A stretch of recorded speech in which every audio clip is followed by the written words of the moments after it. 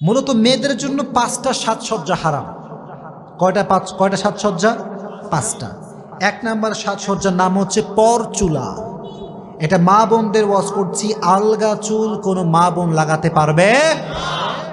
এটা হচ্ছে ফ্যাশন হয়ে গিয়েছে, বক কাটিং দেয় অনেকে। বক কাটিং আছে না নাই? বক কাটিং জানেন? আপনার এই লম্বা চুলটা থাকবে না, গোল চুল হবে, ছুচলা ছুচলা।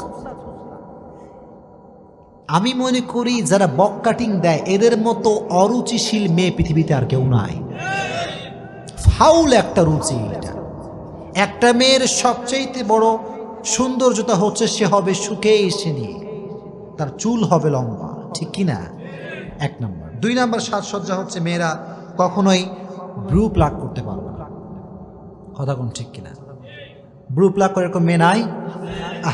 না, আল্লাহর হাবিব বলেছেন তার উপরে আল্লাহর লানত, তার উপরে আল্লাহর অভিশাপ যে ব্রু প্লাগ করে। নাউজুবিল্লাহ পড়া।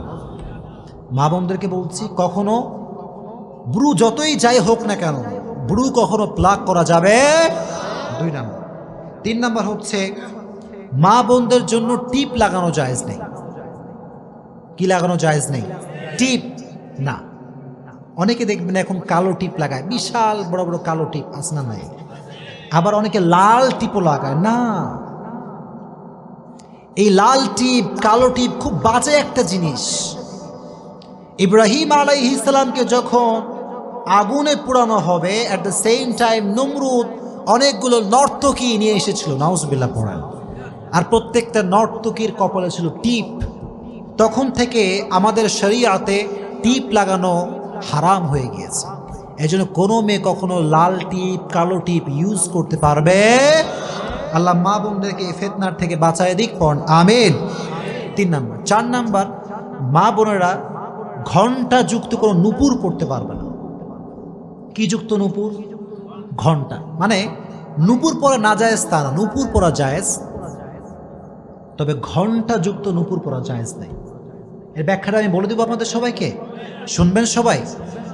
প্রিয় ভাইরা, মনে করেন আমরা এখানে বসে আছি, ফর এক্সাম্পল আমরা সবাই তাফসীর শুনছি, ঠিক কিনা? এখন এখান দিয়ে যদি একটা মেয়ে হেঁটে যায়, পায়ে নূপুর আছে, ঘণ্টা নাই, আপনারা কি কেউ বুঝতে পারবেন? পারবেন না। বুঝেন কথাগুলো? Just try to ponder on this matter, একটু ভাবেন। আর একইভাবে একটা মেয়ে যদি নূপুর পরে আর যদি নূপুরে ঘণ্টা থাকে, সে যাবে আর এলাকাবাসীকে সবাইকে খবর দিবে আমি যাচ্ছি, ঠিক কিনা? তখন যুবকরা বলবে কে আসে রে? হ্যাঁ, ও আচ্ছা, হাই, হ্যালো আপু। আছে না নাই? ফিতনা তৈরি হওয়ার একটা আশঙ্কা আছে না নাই? সো মেয়েরা কখনো ঘণ্টা যুক্ত কোনো নূপুর পড়তে পারবে। আম্মা জান আয়েশা রাদিয়াল্লাহু তাআলা আনহা একজন নারীকে দেখলেন ঘণ্টা যুক্ত নূপুর পড়তে। উনি বললেন আল্লাহর হাবিব বলেছেন কোনো মেয়ে কখনো ঘণ্টা যুক্ত নূপুর পড়তে পারবে। 4 নাম্বার।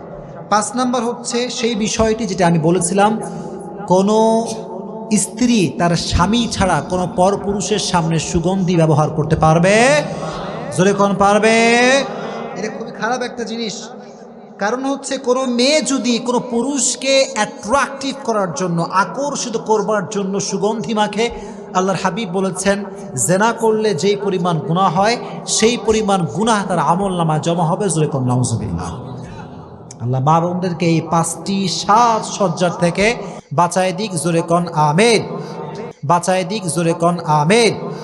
আর একটা লাস্ট কথা বলে শেষ করতে চাই। আমি মা বোনদেরকে বলতে চাই উইথ ফুল রেসপেক্ট, সম্মান, যে মা বোনেরা এখন বেশিরভাগ সময় দেখা যায় যে হুজুর দেখলে পর্দা করে আর কারো সামনে পর্দা করে না। কথা অবাস্তব না বাস্তব? এটা আপনারা বিশ্বাস করেন না? সত্যি, এটা সত্যি ম্যাম। আমি দেখছি নিজের জীবনে কিছু কিছু মা হুজুর দেখলে পর্দা করে, বোনরা হুজুর দেখলে পর্দা করে, আর দেবরের সামনে কয় দেবর সাহেব কেমন আছেন। কথা কোন ঠিক কিনা?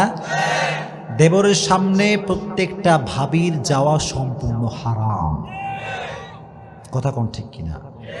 আর স্বামীদেরকে বলছি, স্বামী জাস্ট হাজব্যান্ড, আপনার ছোট ভাই হোক বড় ভাই হোক, এই খুব গুরুত্বপূর্ণ কথা বল, সবাই শুনবেন, সবাই সুরসার নাই, কাটা কথা বলছি।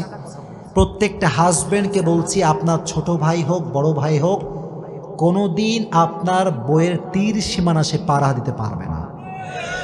কথা কোন ঠিক কিনা? যখনই আপনার বইয়ের সামনে দেবর আসবে, আল্লাহর কসম তখনই ফিতনা শুরু হয়ে যাবে। চিল্লায় কোন ঠিক কিনা?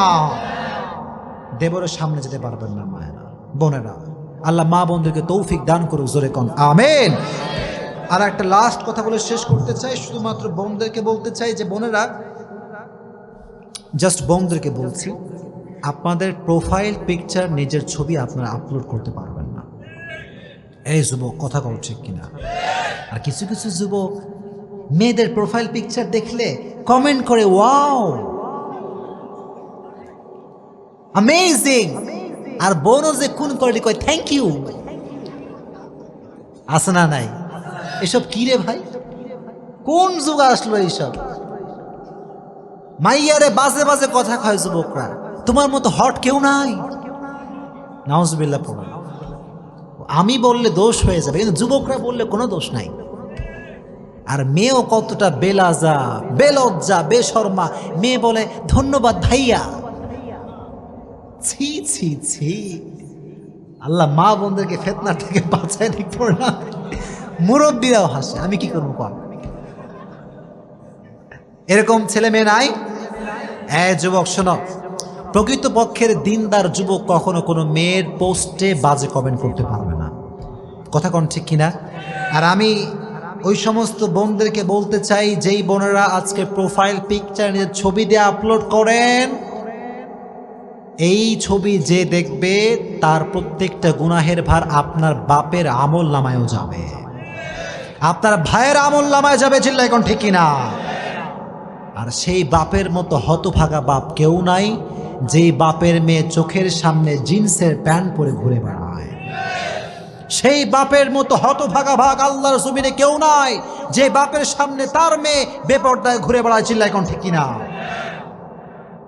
আজ থেকে বাপরা একটা কাজ করবেন, মেয়েকে বলবেন, আমার বাসায় থাকতে চাইলে, খাইতে চাইলে ইসলামের কথা অনুযায়ী চলতে হবে, না আমার বাসায় তোর কোনো ভাত হবে না।